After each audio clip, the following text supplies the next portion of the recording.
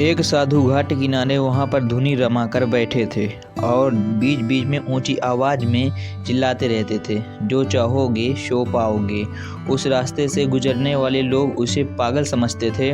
वे उनकी बात सुनकर अनसुना कर देते थे और जो सुनते वे उस पर हंसते थे। एक दिन एक बेरोजगार युवक उस रास्ते से गुजर रहा था। साधु की चिल्लाने की आवाज़ उसके कानों में पड़ी, जो चाहोगे सो पाओगे, जो चाहोगे सो पाओगे। ये वाक्य सुनकर वह युवक साधु के पास आ गया और उससे पूछने लगा, बाबा, आप बहुत देर से जो चाहोगे सो पाओगे चिल्ला रहे हो। क्या आप सच में मुझे वो दे सकते हो जो मैं पाना चाहता हूँ? साधु बोला, हाँ बेटा, लेकिन पहले तुम मुझे ये बताओ कि तुम पाना क्या चाहते हो। बाबा, मैं चाहता हूँ कि एक दिन मैं हीरों का बहुत बड़ा व्यापारी बनूं। क्या आप मेरी ये इच्छा पूरी कर सकते हैं? युवक बोला, बिल्कुल बेटा, मैं तुम्हें एक हीरा और एक मोती देता हूँ। उससे तुम जितने चाहे हीरे मोती बना लेना। साधु बोला। साधु की बात सुनकर युवक की आंखों में आशा की ज्योति चमक उठी। फिर साधु ने उसे अपने दोनों हथेलियां आगे बढ़ाने को कहा। युवक ने अपनी हथेलियां साधु के सामने कर दी। साधु ने पहले उसकी एक हथेली पर अपना हाथ रखा और बोला, बेटा, ये इस दुनिया का सबसे अनमोल हीरा है।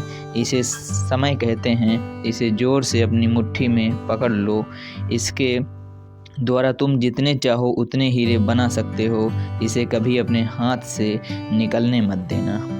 फिर साधु ने अपना दूसरा हाथ युवक की दूसरी हथेली पर रखकर कहा, बेटा, ये दुनिया का सबसे कीमती मोती है। इसे धैर्य कहते हैं। जब किसी कार्य में समय लगाने के बाद भी वांछित परिणाम प्राप्त न हो तो इस धैर्य नामक मोती को धारण कर लेना। यदि यह मोती तुम्हारे पास है तो तुम दुनिया में जो चाहोगे वो हासिल कर सकते हो। युवक ने ध्यान से साधु की बात सुनी और उन्हें धन्यवाद कर वहां से चल पड़ा। उसने सफलता प्राप्ति के 2 गुरु मंत्र मिल गए थे। उसने निश्चय किया कि वह कभी अपना समय व्यर्थ नहीं गंवाएगा और सदा धैर्य से काम लेगा। कुछ समय बाद उसने हीरे का एक बड़े व्यापारी के यहाँ काम करना आरंभ किया। कुछ वर्षों तक वह दिल लगाकर व्यवसाय का हर गुण सीखता रहा और एक दिन अपनी मेहनत और लगन से अपना सपना साकार करते हुए हीरे का बहुत बड़ा व्यापारी बना। सीख जो हमें इस कहानी से सीखनी चाहिए, लक्ष्य प्राप्ति के लिए सदा समय और धैर्य नाम के हीरे मोती अपने साथ रखें।